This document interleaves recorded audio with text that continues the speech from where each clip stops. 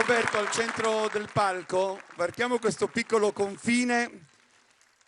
Con Roberto vorrei spendere una parola in più perché lui davvero accompagna la memoria con questo strumento così particolare, il più antico della Sardegna, bellissimo questo fiato che cattura l'aria e diventa poesia. Questo è un po' quello che lui ci restituisce. Però Roberto è giornalista, la testata Sardegna Live davvero non ha bisogno di presentazioni, per l'Unione Sarda che è nel nostro gruppo editoriale, e poi fa una cosa molto bella, presenta, conduce, ama le tradizioni popolari, e questa mattina devo dire che in Piazza d'Italia al passaggio di tutti i gruppi, di tutta la cavalcata sarda, lui è stato puntuale nel dettare le informazioni, nel regalare a tutti, turisti, visitatori, amici della Sardegna che erano qua in Piazza d'Italia. È stato davvero encomiabile il tuo lavoro per la cavalcata sarda, quindi volevo ringraziarti pubblicamente.